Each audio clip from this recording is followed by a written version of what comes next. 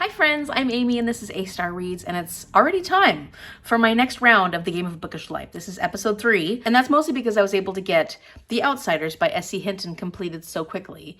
It is a teeny book, but once I picked it up, I had a hard time putting it down. So I'm very excited to talk about this book, and I'm going to give you my full review. Then we're going to go ahead and spin that wheel, see what happens. Am I going to be reading one book on my next TBR? Is it going to be more than one? What am I going to pick? I'm very excited to share that with you, and I'm really excited to talk about this one because I've been having really good reads lately. The last 4 or so books I've read have been winners. They've just been fantastic reads. And I think it's because I'm doing a lot of mood reading right now, in the sense that if I pick up a book and I'm not enjoying it at the moment, like it's not what I'm feeling like reading right now, I'm doing a better job of putting that down until I'm ready for it and picking a book that I'm in the mood for. And so when I picked The Outsiders by S.E. Hinton, I was in the mood for this because the prompt for this was a classic that would be a sad book or give me all the feels. And this was definitely sad. It definitely gave me a lot of feelings, and I thought it was fantastic. I gave it 5 stars because I was impressed. I was really impressed, especially knowing that S.E. Hinton was 16 years old when she wrote this. She was in high school when she wrote this. And the way this book was laid out, the pacing of this book was so expertly done by a 16-year-old. I just couldn't, I couldn't help it. I had to give this book a high rating, and I couldn't put it down. I really enjoyed it. The writing was really simplistic, but the character development, how emotional the writing was, how emotional these characters were, what she delved into to try and bring light to the realities of this gang of greasers was impressive, so impressive. And I thought it was really effective for a YA story.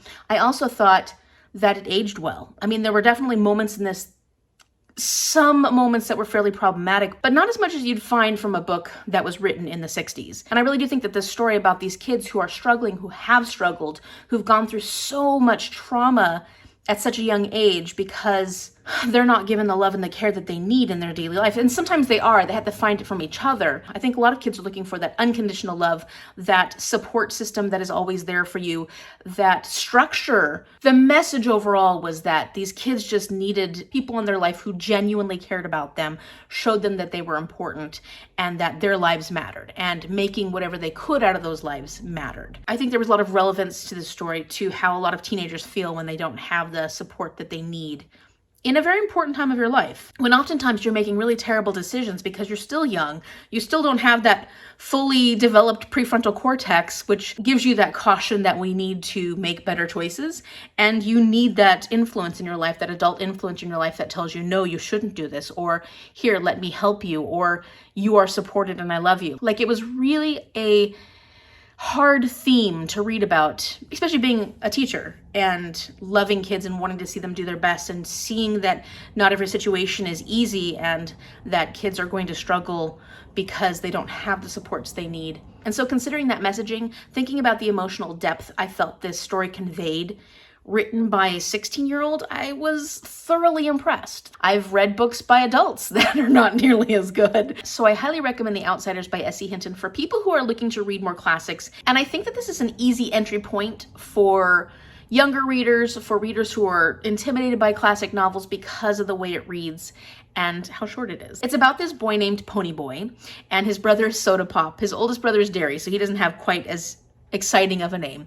But we've got these 3 brothers who are part of this gang, and they have 4 or 5 friends. Johnny, Dally, 2-Bit, Steve. Is that it? I think that's it. Am I forgetting anybody? I don't think so. And these are all their best friends. They've grown up in the neighborhood. They all love each other really unconditionally. They're the support system that these kids are not getting from their families. The 3 brothers, their parents died quite a few years prior.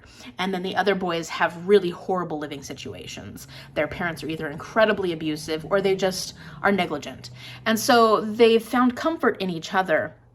And this is really the story about their experience. Pony Boy is the youngest. He's only 14, but he does want more from his life, and he is interested in reading and books, and he's very scholarly, despite the fact that he's labeled a greaser because he has long hair and he looks poor. He looks poor. He looks like someone who comes from, he looks like a hoodlum. And they don't consider themselves hoodlums because hoodlums are harder in a sense, but that's how they are perceived and how they are treated because of that. And they have rivals, which are the Sox. Are they the Soses? I don't know. They're the people who are living on the west side. They're the rich kids. They're the socialites or socials. They call it socks in here, S-O-C-E-S, and maybe it's pronounced differently, but that's the way I kept reading it. You've got the socks and the greasers who absolutely hate each other because they come from different backgrounds and they have very strong perceptions of each other. And this is really all about the interactions between these two groups and how Ponyboy is relating to not only the people he cares about, but the socks and what he's learning about them, which is a little more nuanced than some of the other greasers believe the socks to be. And so horrible things happen, and it's full of grief. It's full of trauma and really horrible things that happen to really young kids. Like, these kids are 14, 15, 16. The eldest is 20, but even then, they're still kids in a lot of ways, you know, because they've had to take on more responsibilities than they needed to. They never got the chance to really grow up.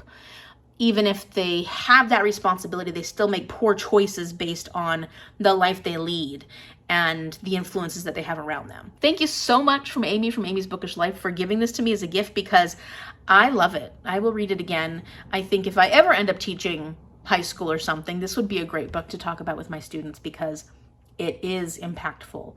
And I think there are a lot of kids who, even if they don't live the same lifestyle, will understand the emotions and will be able to relate to a lot of the feelings that the characters have within this. In my last round, I only had to do one roll, and I ended up on Sad, All the Feels, so an emotional book. And now we're gonna see where I'm gonna go with maybe one spin, because I'm definitely gonna have to get stuck at that stop sign.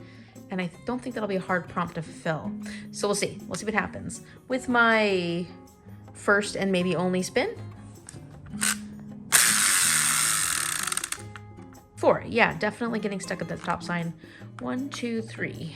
Okay, so this is a book about love, romance, or a prominent relationship. And this is, interesting. And the genre type is red, which is an adult horror, thriller, or mystery. So it has to be a book that has love, romance, or a prominent relationship in it that is an adult horror, thriller, or mystery. Okay, so I lucked out. I ended up on the stop sign, and the prompt is love, romance, or prominent relationship. And what I mean by prominent relationship, because it's on the wedding space, it needs to be like a romantic relationship. And I went with a thriller, and that is You're Invited by Amanda Jayatissa, because I recently read The Guest List by Lucy Foley, and I just had so much fun with that. It was just such a fun, easy read to get sucked into. And I'm looking for something similar to that right now because we're coming up to the end of the school year. I'm quite exhausted in the brain lately. And I am currently working on Jade Legacy. I'm back into that. And so I need something a little more simple to get into. And this will fulfill both the prompt and the genre. So I only had to do one spin. And so hopefully it won't take me too long to get through this, and I'll be able to get another TBR video out and we'll be able to move forward. Although I do have some big plans for June. So we'll see. So we have this character named Amaya. I think she's the main character we follow. And she's going to her best friend from childhood's wedding. They have been estranged for a long time. I don't know what exactly happened, but Kavi basically cut Amaya out of her life for a very, very long time. And now all of a sudden, Amaya's been invited to Kavi's wedding I don't think they've had any resolutions. So she's just been invited to her wedding.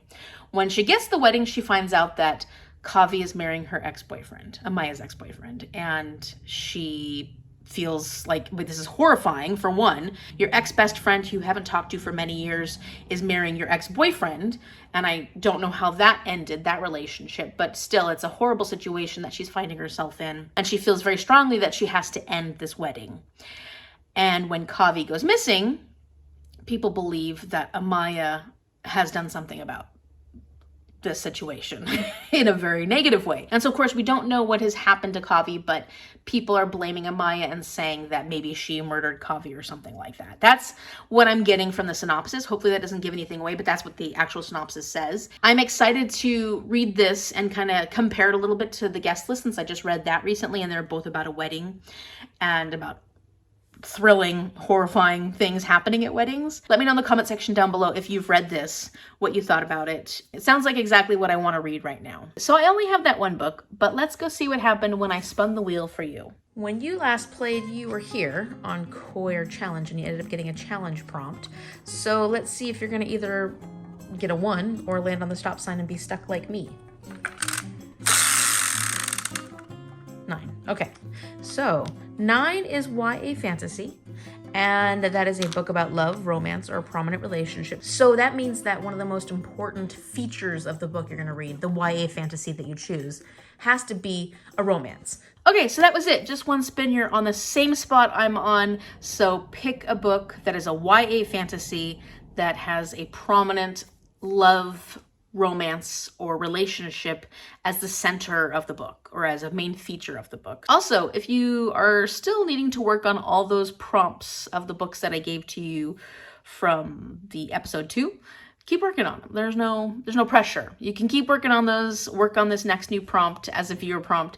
Let me know in the comment section down below if you've read any of the books for the viewer prompts so far and what you thought about those. Also, let me know what you're going to pick for your YA fantasy that has love, romance, or a prominent relationship. If you like this video, give it a big thumbs up and subscribe to see what happens when I read You're Invited. Am I going to enjoy this as much as I enjoyed the guest list? I kind of hope so. It just feels like a really fun read right now. And so I'm hoping I'll like it. I'm hoping I'll be able to get through it pretty quickly and move on to my next round.